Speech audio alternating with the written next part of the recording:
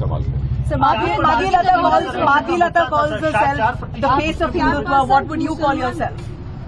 I am the face of Indian nationalism. Sir, the five national issues you're seeking vote for today.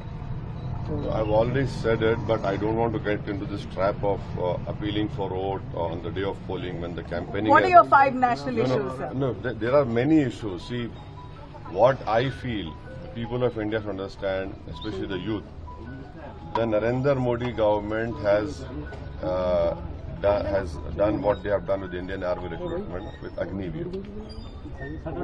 They will definitely, if Mr. Modi comes back in power, he will replicate the same scheme for CRPF, SSB, Railway Protection Force, BSF. Because if that is done for the army, which goes and stands at the borders and protect the country and us and the Indian citizens, he will definitely do this, because 4 year service, you are out. They claim that only the cream is chosen. They claim that the cream is chosen. So the same argument will be given.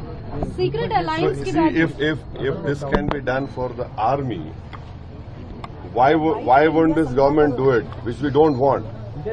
Now, can you imagine at the age of 22, 23, the youth is unemployed after having done 4 years. But they get benefits after 4 years. What benefit? There is no benefit. There is no pension, no medical, no education. Nothing is there. So this is what I'm appealing to the youth of India. Please understand this. अब उसको हिंदी में बोल देता हूँ कि मैं ये बताना चाह रहा हूँ इस मुल्क के युवाओं को, जो इस देश की आबादी का 50% हिस्सा है, जो हमारे देश का मुस्तकबिल है और जिनके कंधों पर इस देश को चलाने की जिम्मेदारी आएगी।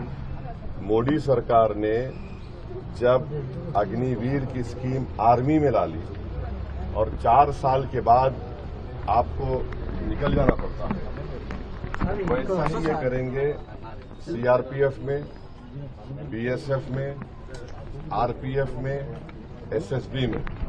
तो ये आपको समझने की जरूरत है और वही आर्गुमेंट देंगे। आपके हाथ में 20 लाख आ जाएंगे, आप वो कर लीजिए। तो ये बहुत बड़ा मुद्दा है। रेलवेज में भी करेंगे, नहीं करेंगे, और आरपीएफ में तो करेंगे। So what's your take on the India Bloc Alliance? I am not part of it, so I cannot comment on it. लेकिन आप समर्थन कर रहे हैं, उनके लिए इशारा किया है आपने। 75 साल की असद जी, आपने प्रधानमंत्री नरेंद्र मोदी को रिटायर किया जाएगा, उनकी जगह पर अमित शाह प्रधानमंत्री बनेंगे, आम आदमी पार्टी का आरोप है। इसके ऊपर आप कुछ रिएक्ट करना चाहिए। नहीं मालूम मैं कैसा रिएक्ट करूंगा उस पर, वो तो एक पार्टी का है। बट जब उनकी पार्टी ने खुद ये कहा था कि मार्गदर्शक मंडल में चले जाएंगे, अब नहीं मालूम नरेंद्र मोदी जीतेंगे या नहीं जीतेंगे। जीतेंगे या नहीं जीतने पर भी वो मार्गदर्शक मंडल में जाएंगे, नहीं जाएंगे, नहीं मालूम। तो ये तो उन्होंने तो अपने पार्टी के लीडर्स को किया है, बट ये उनकी पार्टी का फैसला है, मैं उस पर तबसरा नहीं करूंगा। मोटे को पतले को वोट करो, क्या इशारा है? क्या ये सीक्रेट आपके साथ जो कांग्रेस के साथ साझेदारी हो रही है, क्या हो रहा है? आपने आखिरी दिन नहीं, आप लोग देखिए, ये कोई क्या बोलना चाहिए कि एक इस तरह का रिमार्क नहीं है ये। नहीं, आप सुन तो लीजिए।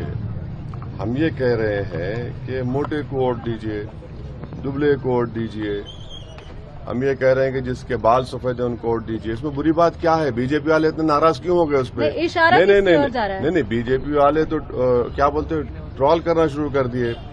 ओईसी, अरे भाई सब चीज है ना भाई। आप अपने लीडर को बोलते 56 इंच का, हम बोल रहे मोटा है, मोटे को कामयाब करो। हम बोल रहे दुबले को कामयाब करो, जिसके बाल सफेद है उनको कामयाब करो। तो इसमें बुरी बात कॉन्स्टिट्यूएंसी में उनका नाम भरे हैं, तो लगता है सर पॉसिबल है 400 पार? देखिए, 400 पार का जो नारा मोदी ने दिया, भारत के दलित और जो संविधान से मोहब्बत करते हुए समझ गए कि ये 400 पार का मतलब ये है कि बाबा साहब अम्बेडकर का संविधान गया, आरक्षण गया, या बेसिक स्ट्रक्चर चला जाएगा, आर्टिकल 29, 30 गायब। तो ये मैसेज जा चुका है। But still Modi is considered the